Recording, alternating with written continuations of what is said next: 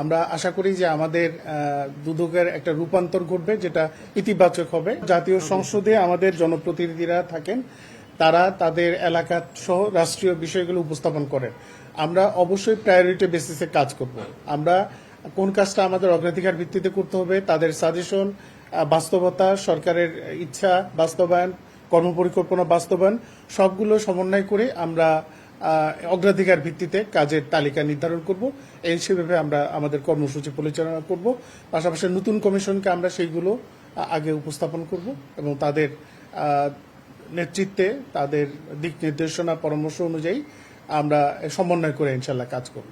আমরা খুব শীঘ্রই আশা করছি, কারণ আমাদের যে সার্চ কমিটি তারাও অলমোস্ট মিটিং টিটিং করে এটা ফাইনাল করে ফেলেছেন।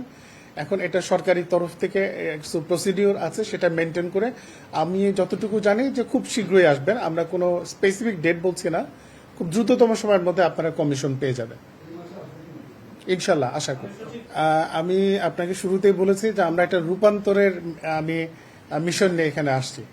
আমরা আশা করি যে আমাদের দুদকের একটা রূপান্তর ঘটবে, যেটা ইতিবাচক হবে। আপনারা নিশ্চয়ই সেটা দৃশ্যমান হবে, অচিরে সেটা আপনারা দেখতে পাবেন।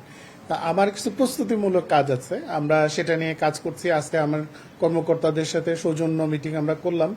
আমি এখন আলাদা আলাদাভাবে আমার যে বিভিন্ন উইং আছে তাদের সাথে আমরা বসবো, এই বিষয়গুলো নিয়ে আলাপ আলোচনা করব। আর আপনি নিশ্চয়ই জানেন যে আমাদের যে সার্চ কমিটি যেখানে রয়েছে সেখানে দুদকের কোনো প্রতিনিধি নাই, সুতরাং আমরা ভেতরের খবর জানি না, জানার কথাও না আমাদের। আমরা অপেক্ষা করছি যে প্রসিডিওরের মাধ্যমে হওয়ার কথা সেটা অলমোস্ট ফাইনাল স্টেজে আছে। আমরা খুব দ্রুত এটা রেজাল্ট পাবো। আজকে সচিব হিসেবে দুর্যোগ ব্যবস্থাপনা মন্ত্রণালয় থেকে দুর্যোগ ব্যবস্থাপনা ত্রাণ মন্ত্রণালয়ে ইতিপূর্বে সচিবের দায়িত্ব পালন করেছি। আমি গত 30 তারিখে ক্যাবিনেট ডিভিশনে আপনার দুর্নীতি দমন কমিশনের সচিব হিসেবে যোগদান করেছি বা আজকে আমার প্রথম কর্মদিবস। তো ইতিমধ্যে আপনাদের দু একজন সাংবাদিকের সাথে আমার কথা হয়েছে, পরিচয় হয়েছে। আমি দুর্যোগ ব্যবস্থাপনা মন্ত্রণালয়ের আগেও সমাজসেবায় ছিলাম, সেখানে ডিজি হিসেবে ছিলাম। অনেকের সাথে আপনাদের সরাসরি কথা হয়েছে, আপনাদের অনেক ইন্টারভিউ আমাকে দিতে হয়েছে।